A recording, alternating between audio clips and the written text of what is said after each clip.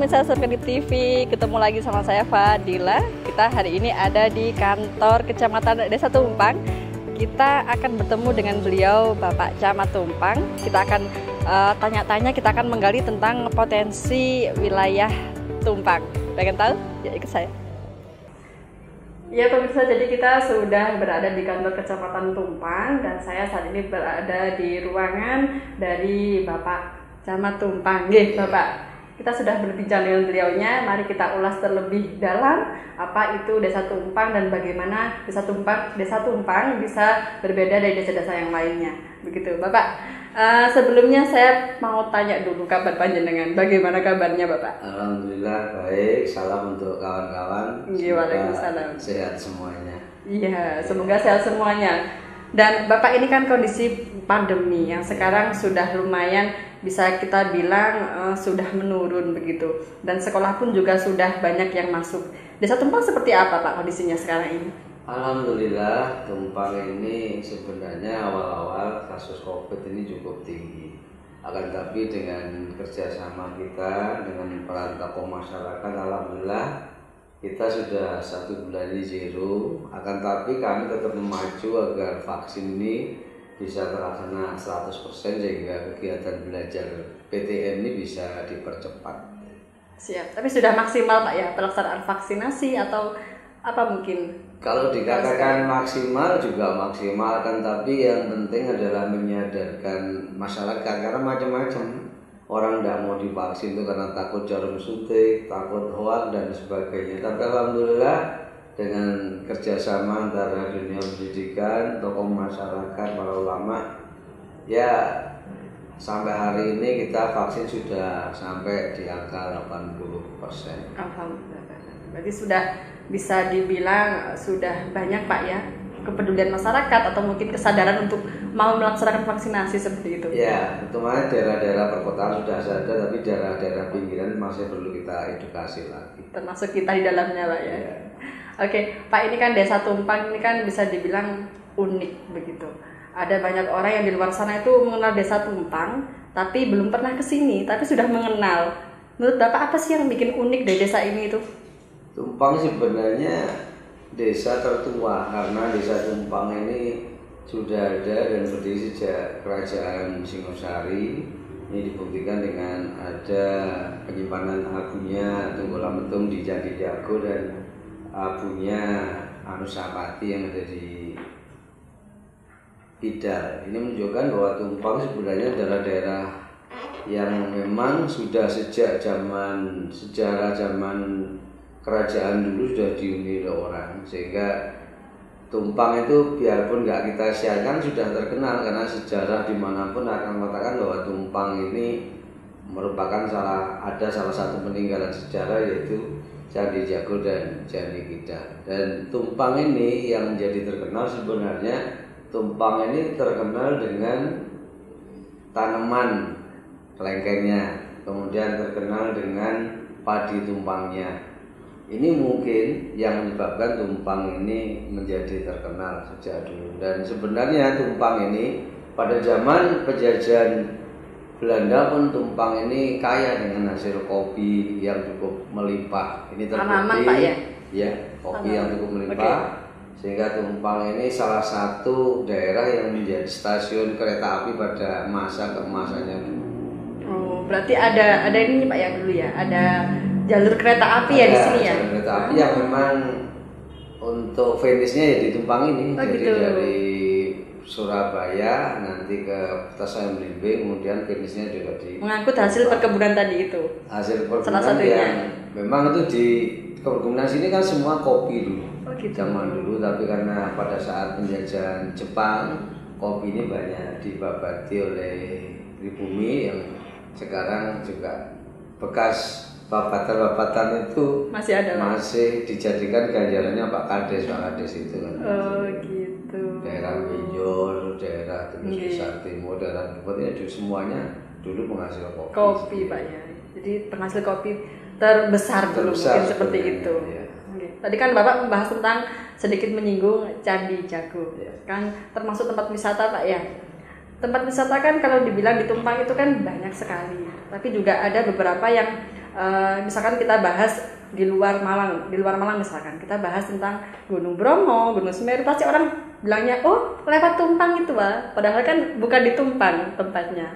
Nah, untuk mensupport sistem Bapak mensupport itu seperti apa? Misalkan orang-orang untuk biar tahu tempat wisata di Tumpang atau apa. Mungkin Bapak punya sistem sendiri untuk mengeksplor itu. Jadi kami sebenarnya sudah punya web di Tumpang ini, yang web ini bisa diakses dari berbagai pihak. Akan tetapi sebenarnya yang kita florkan saat ini adalah bagaimana kita membuat upaya masyarakat itu sadar sehingga wisata ini di mana-mana akan menjadi sejuk indah. Inilah yang memang sedang kita upayakan.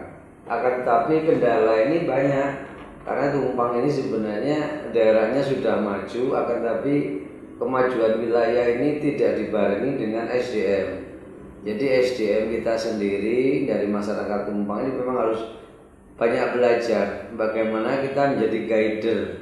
Guider itu yang ramah, guider yang bisa menerima orang luar, guider yang mampu menerima budaya orang lain, bukan guider yang bersaing dalam rangka mencari ekonomi. Tapi bagaimana guider ini bisa membawa orang ke sini itu kelihatannya wisata itu akan menjadi murah, akan tetapi mereka betah, dan dengan betah ini maka mereka belanja di Tumpang. Ini guider-guider ini yang memang harus dilatih terus. Makanya kami membutuhkan guider-guider ini paling tidak kita kader mulai dari anak SMP, SMA, SMK ini harus diajari menjadi guider, dan mereka itu menjadi orang-orang yang ramah. Jadi bukan orang-orang yang hanya mencari duit, tapi bagaimana kita ini setiap orang datang ini paling tidak salam itu mengenal kalau orang Tumpang itu ramah. Jangan sampai ada salam itu dikatakan oh Tumpang ini orangnya seperti ini. Ya ini yang harus kita rubah mindsetnya. Karena sejarah ini membuktikan bahwa Tumpang ini sudah banyak orang yang kesini. Emang kalau potensi masa lalu itu tidak kita tanamkan kepada anak-anak kita, Tumpang ini sebenarnya orangnya ya ramah seperti ini harus. Dan mau gak mau warga Tumpang, utama warga lokal harus mau menerima perubahan. Akan tetapi perubahan ini harus dibarengi dengan nilai akhlakul karimah yang berbudaya santun, yang berbudaya sesuai dengan kebiasaan orang Tumpang. Itu memang benar kita mulai dari sekolah-sekolah terutama Pak ya. Dan untuk sosialisasi di lingkungan masyarakat seperti apa? Kalau sekolah kan kita bisa menjelaskan ke guru-guru misalkan seperti itu. Kalau untuk masyarakat di rumah seperti apa Pak? Ya kita akan bentuk pokdarwis itu. Akan tapi sayangnya pokdarwis yang kita bentuk itu masih belum bottom up. Jadi mestinya masyarakat itu membuat kelompok-kelompok wisata ini bottom up. Jadi kebutuhan, bukan kebutuhan pemerintah tapi kebutuhan masyarakat. Kalau itu tidak diciptakan, nanti pokdarwis itu yang akan muncul bukan pokdarwisnya orang Tumpang, tapi yang akan muncul adalah pokdarwis bentukan orang lain yang pokdarwis itu belum tentu sama dengan karakternya orang Tumpang. Tidak ada ciri khas orang Tumpang seperti itu Pak ya jadinya. Sekarang ini kan saya sedang mengembangkan wisata menuju Bromo, itu kita harapkan bisa lewat Benjor, bisa lewat Duet, sehingga kalau dikatakan ke Bromo lewat Tumpang ya pintunya Benjor dan Duet itu. Makanya sekarang kita harus menyiapkan masyarakat di situ. Kalau tidak kita siapkan nanti juga ketinggalan lagi kita. Salah satu memang terkenalnya kan dari sana, jalan menuju Bromo kan gitu terkenal Pak. Kalau dulu Tumpang penghasil kopi, kalau sekarang penghasil apa Pak Tumpang? Tumpang sekarang sudah beras ya, tapi yang paling banyak adalah di bidang sayur mayur Tumpang sekarang. Karena memang sumber air kita juga sangat terbatas, sehingga padi kita nggak bisa 3 kali panen, kita hanya 1 sampai 2 kali, sehingga yang banyak setelah padi ditanami dengan sayuran dan palawija. Oke, kalau misalkan itu kan mungkin masih bersifat umum Pak ya. Kalau satu produk yang unik dari Tumpang adakah? Tumpang sebenarnya produk yang kita harapkan unik ya padi Tumpang itu sebenarnya. Padi Tumpang. Khas Pak ya, padi Tumpang itu ya. Karena dari rasanya juga cukup menjanjikan sebenarnya. Apa sih bedanya? Kadar karbohidratnya, kadar gulanya cukup cukup bagus. Jadi rasanya manisnya dapat gitu. Jadi seandainya orang makan padi tumpang itu tanpa banyak minum gula pun karbo untuk pemenuhan gulanya sudah tercukupi sebenarnya. Gitu. Itu sebenarnya. Hanya orang nggak pernah diteliti gitu. Iya. Kita kan juga jangan tahu Pak seperti itu. Ya memang kita harus banyak. Jadi kajian-kajian kenapa sih kok unggul padi sama-sama nampaknya kenapa kok tumpang unggul ya itu karena tumpang itu kadar karbohidratnya tinggi sehingga produksi untuk insulinnya juga tinggi sebenarnya. Kadang kan orang makan nasi ya udah makan nasi aja. Yang penting rupanya nasi walaupun kandungannya berbeda kita kan nggak tahu biasanya kan ya udah rasanya itu enak. Harus dipromosikan. Begitu Pak ya. Harus dipromosikan. Sudah ada sekarang langkahnya seperti itu? Belum ya? Sudah, cuma belum dikasih kandungan. Gitu. Kandungan itu harus dimasukkan kalau makan tumpang itu nanti kadar karbohidratnya sekian sehingga bisa menghasilkan kadar gula sekian harus dipromosikan itu. Nah ini yang terlupakan dari jajaran. Jadi belum Pak ya? Belum pernah Masih diteliti. Hanya kita suruh nanam padi tumpang tapi tidak pernah unggulnya itu sebenarnya di mana. Ini ya perlu dinas terkait. Makanya SMA, SMK ini terus harus ada kajian bersama-sama perguruan tinggi. Ya ilmu itu kan nggak bisa berhenti sampai cerita, tapi harus dibuktikan dengan fakta. Benar, harus dibuktikan dengan perilaku, dengan acting gitu Pak ya. Kalau untuk tadi kan ada program panjenengan untuk mengeksplor atau mungkin mengembangkan desa tumpang. Kalau untuk melibatkan masyarakat untuk mengeksplor atau mengembangkan lagi tuh dengan bagaimana Pak? Ada program lagi mungkin apa? Sebenarnya kalau program pemerintah ada namanya BUMDes. Akan tapi kami juga berharap BUMDes yang ada ini adalah orang-orang yang mau berkompetisi dalam arti BUMDes itu bukan hanya menghasilkan PAD desa, tapi bagaimana BUMDes itu bisa kreatif mengembangkan potensi wilayah. Satu contoh, Tumpang ini kan daerah terminal wisatanya Bromo Semeru. Akan tetapi kalau BUMDes itu tidak menangkap peluang itu sebagai peluang untuk bisnis, ya percuma. Karena nanti akan muncul terminal-terminal liar yang inilah yang menyebabkan kita menjadi tidak ramah lagi. Kan ramah itu artinya kita ini bisa melaksanakan kegiatan itu sesuai dengan tempat dan porsinya. Itu namanya ramah. Jadi kalau saya mau misalnya sampai ke kantor saya ada front office itu namanya ramah. Kalau kita masuk pintu tumpang kemudian kita mau kemana kita belum tahu lah, ini yang saya katakan belum ramah. Jadi ramah itu artinya ada senyum pada saat kita itu datang. Kalau senyumnya kota berarti bagaimana menyambut tamu ini ada tempat duduknya, ada tempat santainya, ada tempat mereka itu bagaimana memarkir kendaraan, itu yang ramah. Kalau seperti kita kan belum. Jadi keramahan itu belum diwujudkan dalam bentuk praktek di lapangan. Di samping ramah orangnya juga bagaimana ramah dalam rangka memberikan pelayanan fasilitasi pada masyarakat yang akan datang di Tumpang itu. Sumber daya alam ada, sumber daya manusia tinggal mengolah sama sekalian nanti fasilitas dan pelayanannya Pak ya diperbaiki, begitu maksudnya. Makanya yang dibutuhkan keberanian dari para stakeholder, para pemimpin, para kades, para tokoh. Kita harus berani buat perubahan, tapi jangan sampai melanggar aturan. Ini yang penting kan sebenarnya di situ. Kuncinya itu kan kita kadang-kadang mau merubah takut dengan aturan. Padahal aturannya sudah jelas bahwa kita termasuk pemerintah, Pak Presiden ini Tumpang sudah dicanangkan sebagai pintu masuk 10 destinasi wisata.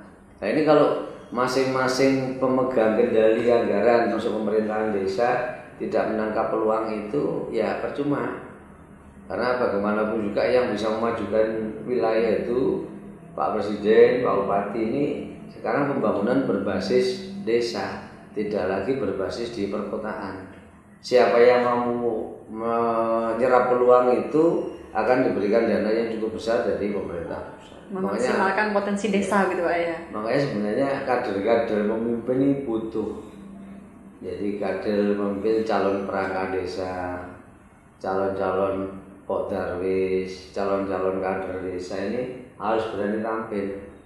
Nah, kelamanya di Tumpang ini kader-kader kita ini masih tampilnya masih belum terkoordinir dengan baik. Jadi masih berupa kelompok kecil yang belum memunculkan seorang tokoh itu menjadi inspiratif. Nah, ini butuh. Jadi dibutuhkan tokoh inspiratif yang mampu membawa perubahan. Belum ada berarti Pak ya? Tokoh inspiratif itu bisa dari ulama, bisa dari cendekiawan, bisa dari budayawan, bisa dari pemuda kreatif. Sejauh ini belum ada? Belum muncul. Belum muncul. Ya, yang muncul ini tokoh-tokoh budaya, misalnya Pak Soleh, kemudian Mbak Ika, Gunung Towo sudah muncul, tapi tokoh-tokoh budaya ini belum ada wadah yang menaungi. Wadah ini artinya entah 1 bulan mereka ketemu bagaimana pembukaan budaya, kemudian tampilnya di mana, karena tampil budaya juga cukup mahal. Nah, di Tumpang kan untuk tampil budaya sendiri kita masih belum ya, tempat-tempat tampil budaya masih seperti itu. Iya.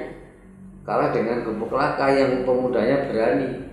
Dulu yang pemuda Gubuk Laka ini orangnya diem, hanya petani apel. Sekarang sudah berani tampil beda, berani menampilkan budaya lokalnya, sehingga kalau wisatawan mau ke Bromo ditampili budaya di rest area. Nah, ini memang butuh petokohan. Jadi kalau tidak ada tokoh ya tidak bisa. Sama dengan SMA, SMK sampean, yang SMK dan SMK itu ada swasta, ini butuh figur yang mampu membuat inspirasi, sehingga SMA dan SMK ini tidak berhenti berkreasi. Berarti harus ada penggeraknya dulu Pak ya? Berarti yang lain baru bisa bergerak. Harus berani berkreasi, dan berkreasi itu ada berhasil, ada gagal. Jangan takut gagal, karena kalau semua berkreasi berhasil, jadi orang yang sombong. Kalau tidak pernah gagal, nanti kita nggak ada yang ngerip. Nah, ada berhasil, ada kegagalan, inilah yang membuat kita bisa maju. Nah, di garis bawahi ada keberhasilan dan ada kegagalan. Itu yang menyebabkan kita bisa maju di sana Pak ya. Berarti harus berani mencoba. Yeah. Itu Pak. Okay. Kalau begitu bisa saya garis bawahi bahwasanya keturut andilan masyarakat masih belum Pak ya, karena belum ada penggerak tadi itu.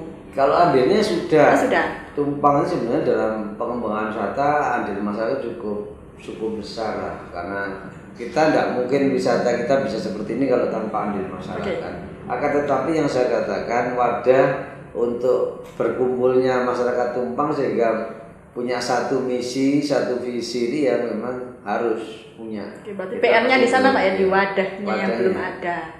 Nah, kenapa wadah itu belum ada? Karena belum muncul tokoh-tokoh inspiratif yang tokoh ini bisa menjadi, kalau bahasa dulunya menjadi Ki Hajar Dewantaranya Tumpang lah.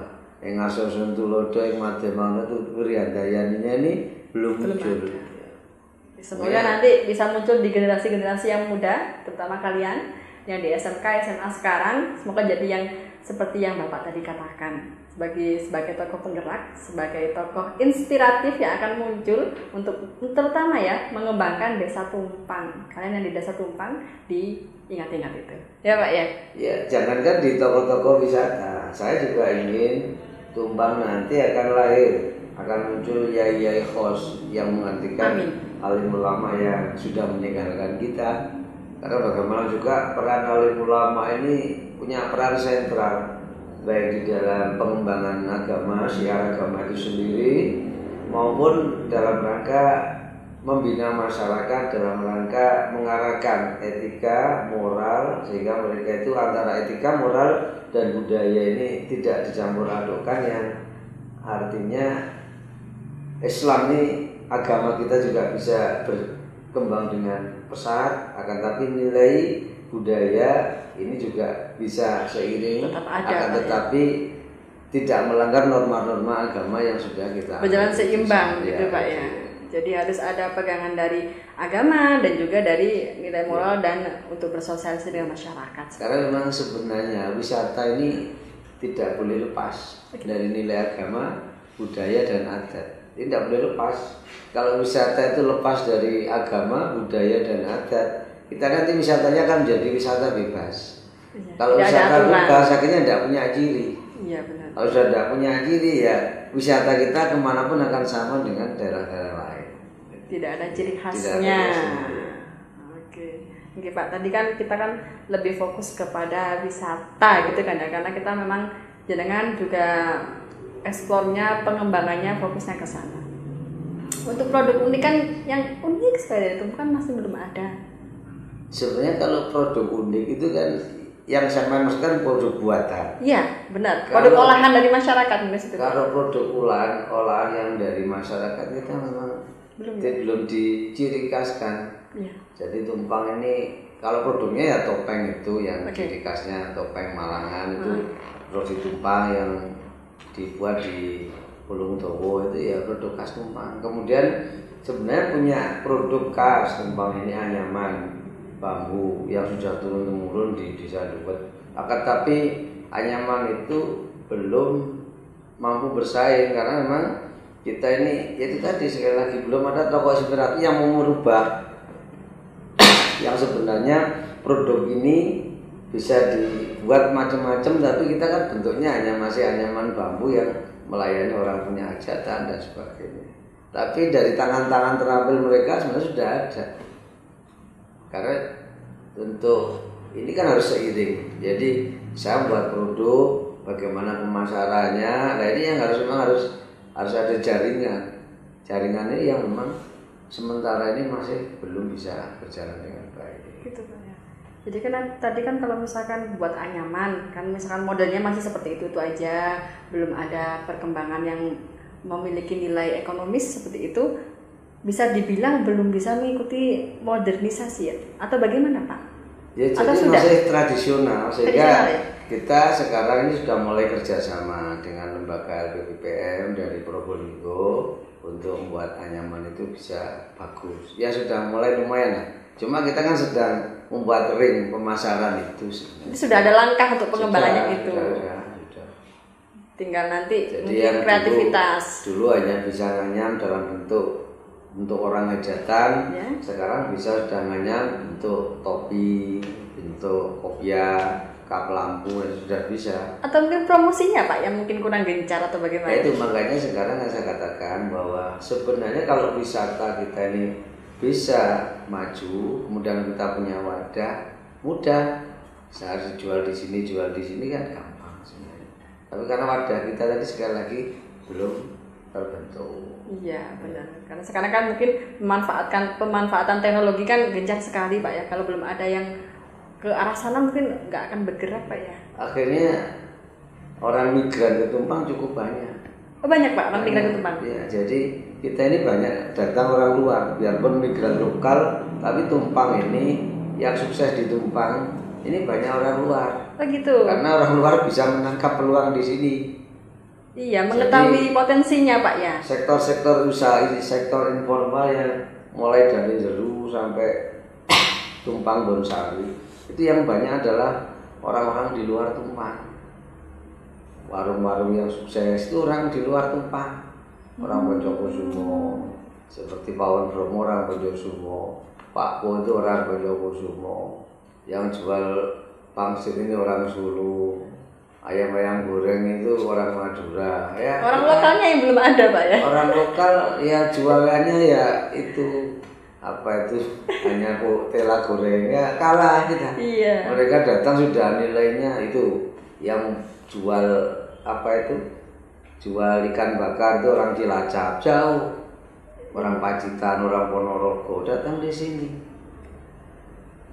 Sehingga saya katakan tadi kalau Tumpang itu tidak ada tokoh inspiratif, tuh kan bisa orang Tumpang bisa tenggelam, bisa ditumpangi bahasanya Tumpang Iya. ditumpangi orang lain, bukan menumpangi tapi ditumpangi orang lain. Tapi bisa menjamin nggak Bapak kalau misalkan nanti ada tokoh inspiratif, orang-orang masyarakat lokal bisa bergerak? Sebenarnya bisa, makanya tergantung mampukah kita buat perubahan mindset hidup. Mindset hidup itu harus dirubah sekarang. Artinya apa? Kita sebagai orang Tumpang harus menjadi pelaku ekonomi di Tumpang, harus menjadi pemain, jangan menjadi penonton. Nah kalau kita menjadi penonton artinya kita ini hanya mengambil enaknya saja, tapi tidak mau memproduksi, tapi hanya memanfaatkan. Itu yang berat nanti orang tua, menjadi orang konsumen. Iya. Tidak jadi raja di tanah sendiri. Iya. Akan tapi sekarang sudah mulailah tumbuh sektor-sektor industri kecil, UMKM, makanan kecil di Jagung, industri makanan kecil sudah bisa menyuplai lah. Di Bogor itu juga produksi makanan sudah bisa menyuplai. Akan tapi belum bisa maksimal karena ibaratnya juragane itu masih tetap orang luar. Kurang menguasai dana sendiri. Ya, orang Tumpang harus jadi juragan orang Tumpang Nah sendiri. itu harus jadi juragan kan, tapi kan ada kan bapak kalau misalkan kita lihat di daerah-daerah itu ada orang yang memang aktif, ada yang memang ya udah aku gini-gini aja pasif. Menurut bapak bagaimana orang-orang seperti itu pak? Ya kita harus meninggalkan ego. Jadi khorun nas anfa'um linasnya harus kita mainkan. Jadi jangan sampai kalau kita itu pinter nggak mengajari orang. Kalau kita itu bodoh jangan malas untuk belajar. Kalau kita kuat jangan melemahkan orang lain. Tapi kalau kita lemah, kita jangan mau ditaruh di bawah. Kita harus semangat untuk maju. Itu filosofi Asmaul Husna harus dipakai. Jadi kalau hidup itu tidak pakai filosofi, itu ya hidupnya seperti ini. Yang penting saya bisa makan. Stuck di situ aja pak ya. Gitu. Jadi filosofinya Asmaul Husna itu memang harus. Jadi Asmaul Husna tidak harus dihafal, tapi bagaimana filosofi itu. Pada saat kita kuat, jangan sampai kita itu menginjak yang lemah. Itu harus. Pak, kalau misalkan ada masyarakat yang perekonomiannya tuh minim, tapi dia inovatif, nah itu bagaimana Pak berarti dengan? Ya itu sebenarnya yang kita cari, karena sebenarnya orang inovatif itu jangan dilihat dari latar belakang ekonomi. Justru orang-orang yang sukses itu adalah orang yang ekonominya lemah tapi mereka kreatif. Itu harus diberikan reward, dan paling tidak nanti karena pemerintah ini sudah banyak mengucurkan dana di pemerintahan desa, paling tidak nanti kita linkkan dengan Pak Kepala Desa sehingga masyarakat yang punya kreatif seperti itu dijadikan wadah dan dicarikan wadah, dan kalau perlu nanti dibiayai dengan pemerintahan desa. Jangan melihat orang itu usahanya yang besar ya. Satu contoh, kalau ada anak pintar kreatif potong rambut, jangan dilihat potong rambut itu usaha yang tidak menjanjikan, karena saya penduduk Tumpang 12.000, berarti tiap bulan yang potongan minimal kalau separuhnya sudah 6.000. Ini juga harus didorong seperti itu. Untuk mengetahui, misalkan kita menggali potensinya bagaimana? Ya sebenarnya desa sudah punya kader-kader desa. Makanya sebenarnya pada saat kita rapat desa, rapat RT ini yang diundang masing-masing desa ini sebenarnya tidak, jangan orang-orang yang hanya dekat dengan Pak Kades. Yang diundang harus orang-orang yang memang tokoh-tokoh yang mampu membuat inspirasi desa itu. Kesalahan kita kan melembaga sebenarnya. Jadi kalau yang diundang sudah lembaga ini ya lembaga ini tidak memberikan kesempatan kepada pemuda-pemuda kreatif untuk bisa hidup dan tampil di masih terkurung di sana Pak ya, masih belum bisa untuk melebar kemana-mana. Kalau misalkan untuk rapat, musyawarah itu masih belum bisa mengambil. Karena kita ini kan kadang-kadang salah kaprah. Kita itu masih menganggap kalau kita ini punya kedudukan itu menganggap bahwa saya sudah bisa menyerap aspirasi mereka. Itu yang harus dirubah. Padahal seperti saya camat ini menyerap aspirasi orang sekecamatan tidak mungkin bisa. Benar. Kalau kita tidak pernah berkomunikasi. Iya. Ini yang memang harus dirubah misalnya. Jangan kita itu merasa jadi pejabat, tapi kita harus merasa bahwa kita ini pelayan yang mampu mewadahi dari berbagai sudut golongan masyarakat. Berarti Pak ya, pelaksanaan dari kedudukan itu sendiri Pak ya. Oke, jadi begitu teman-teman. Jadi kita fokusnya ke Desa Tumpang. Desa Tumpang yang dulunya penghasil kopi terbesar dan sekarang pun masih mencari produk unik yang bisa menjadi ciri khas dari Tumpang, dan itu kita tunggu dari kalian, terutama yang berasal dari Desa Tumpang. Ayo kembangkan potensi kalian, ayo munculkan kreativitas kalian, bangun Desa Tumpang menjadi desa yang dikenal lebih dari banyak ya, lebih dari sekedar Malang saja, bisa dikenal dari banyak pulau, atau mungkin bisa dikenal dari luar negeri seperti itu. Itu harapan kita semua, Pak ya. Ya potong ya, jadi ini bukan hanya Desa Tumpang. Siap. Jadi kita bicara sudah makro. Jadi namanya Tumpang ini kita tidak terbatas pada Tumpang. Sebenarnya sebutan Tumpang ini sudah mengarah ke Poncokusumo, Pakis, dan Yapo. Tumpang ini juga ada di 15 desa ini. Pemuda-pemuda kreatif ini harapan kami, karena Tumpang ini potensinya juga bukan hanya potensi bisnis saja, potensi alamnya cukup tinggi. Contoh kemarin pemuda Benjor, kita sudah mulai kita ajari bagaimana kembali ke back to village, kembali ke desa dengan menanam kopi kembali. Alhamdulillah tahun kemarin ditanam 1 tahun tingginya sudah hampir 1 meter.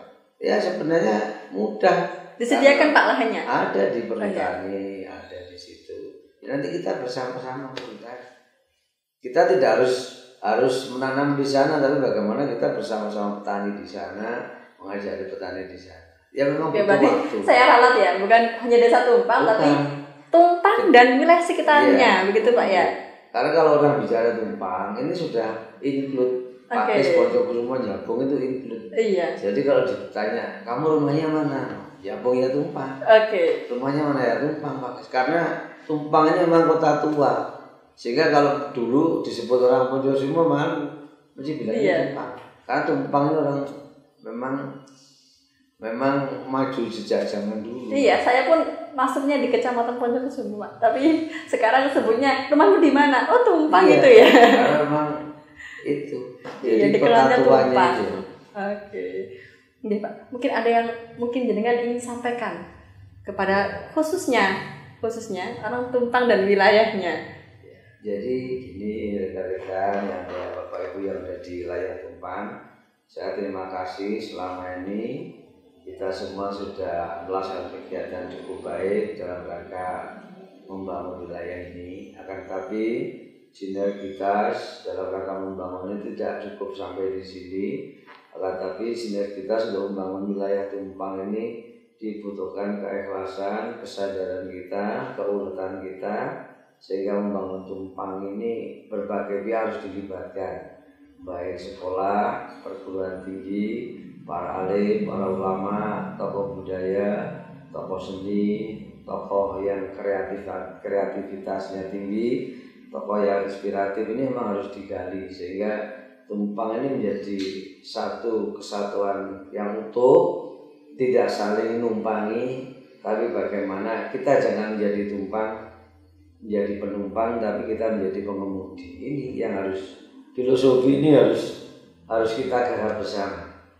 Tumpang ini bukan penumpang, tapi Tumpang ini kita harus berubah. Kalau kita selama ini menjadi penumpang, kita harus bisa menjadi pengemudi untuk menjadikan Tumpang menjadi lebih baik. Ya, itu Pak ya. Oke, rekan-rekan sekalian, berikut tadi itu adalah bincang-bincang saya dengan Pak Camat, terutama untuk Tumpang ya, untuk harapannya dengan Tumpang, untuk mungkin keunikan yang harus digali atau mungkin dikembangkan dari Tumpang itu seperti apa. Nah, nanti kita akan bertemu lagi di episode selanjutnya, tentu saja dengan topik yang lebih menarik juga. Dan saya pamit undur diri dari sini, saya Fadila. Terima kasih. Wassalamualaikum warahmatullahi wabarakatuh. Terima kasih Pak ya. Terima kasih.